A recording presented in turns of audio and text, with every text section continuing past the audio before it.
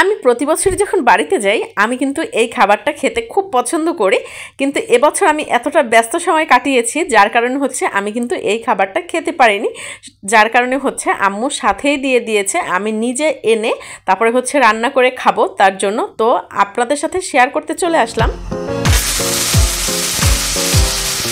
আশা করি রেসিপিটি আপনাদের কাছে অনেক ভালো লাগবে। এখন ভিডিওটি শুরু করা যাক। আর দেখে কি মনে হচ্ছে লোভনীয় না, আসলে অনেক লোভনীয়।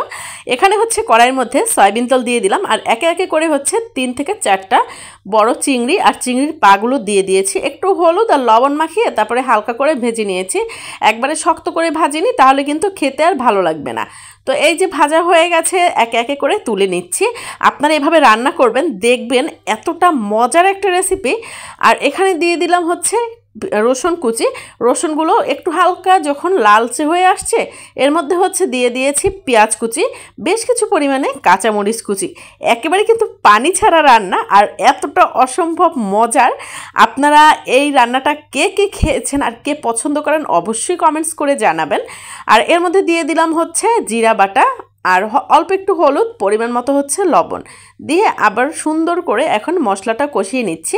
আর এই মশলা কষানোর মধ্যেই হচ্ছে ভেজে রাখা যে চিংড়িগুলো ছিল সেগুলো দিয়ে দিলাম। আর দেখতে পাচ্ছেন এখন সুন্দর করে কষিয়ে নিচ্ছি। আমি সবসময় একটা কথা বলি, মানে মশলা যতটা কষানো হবে খেতে কিন্তু দুর্দান্ত লাগবে। আর এর মধ্যে দিয়ে দিলাম হচ্ছে 1 চামচের মতো মরিচের গুঁড়া। আপনারা চাইলে মরিচের গুঁড়াটা নাও দিতে পারেন, বাট চিংড়িটার কালার সুন্দরের জন্য আমি একটু মরিচের গুঁড়াটা এখানে অ্যাড করেছি। তো কথা বলতে বলতে কিন্তু আমার এদিকে মশলাটা খুব সুন্দরভাবে কষানো হয়ে গেছে আর এতটা সুন্দর একটা ফ্লেভার অ্যাড হয়েছে। আর এখানে দেখতে পাচ্ছেন হচ্ছে কচু, আর এই কচুগুলো হচ্ছে আমি গ্রাম থেকে নিয়ে এসেছিলাম। এটা হচ্ছে দুধমান কচু। অনেকেরই ধারণা হচ্ছে কচুতে হচ্ছে গলা চুলকায়, আসলে এই কচুটা খেতে খুব ভালো লাগে। কচুর ডাটা যেগুলো আসলে শাক না, তো এই কচুগুলো খেলে কিন্তু গলা চুলকায় না। আর এই কচুটার নাম আমাদের এলাকা হচ্ছে দুধমান কচু বলি, কারণ হচ্ছে এটা কাটলে দুধের মতো বের হয়, কষ্টার কালার কিন্তু দুধের মতো।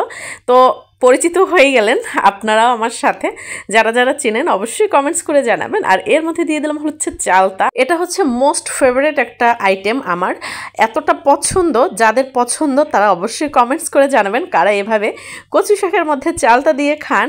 আসলে আমার কাছে ভালো লাগে। অনেকে বলতে পারেন আপনার ভিডিওর মধ্যে কেন আপনার পছন্দের কথা বললেন, তো আমি যেহেতু রান্না করেছি অবশ্যই আমার পছন্দেরগুলো বা আমার দর্শকদের পছন্দ হবে এমন রেসিপিই হচ্ছে আমি আপনাদের সাথে শেয়ার করি। যেগুলো আমার দর্শকদের পছন্দ হবে না বা আমার অপছন্দের কোনো কিছুই হচ্ছে আমার ঘরে হয় না, তো আমি এখানে বলতেই পারি যে আমার পছন্দের।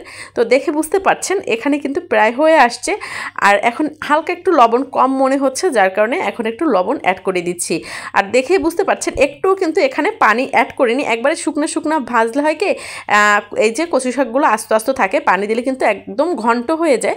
আমার কাছে ওটা ভালো লাগে না। আপনারা বাসায় এভাবে ট্রাই করবেন, দেখবেন কেউ কিন্তু অন্য আইটেম খাবেই না। আমার বাসায় যেদিন তৈরি করেছি এই আইটেমটা সেদিন কিন্তু আপনার ভাইয়া, আমার ছেলে মেয়ে সবাই কিন্তু শুধু এই আইটেম দিয়ে ভাত শেষ করে ফেলেছে, অন্য কোনো আইটেমের তরকারি তারা হাতেই নেয়নি।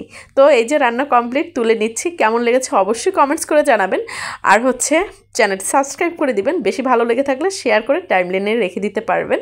আর সুন্দর একটা কমেন্টস করবেন, আপনাদের একটা কমেন্টস কিন্তু আমাকে অনেকটা উৎসাহ দেয়।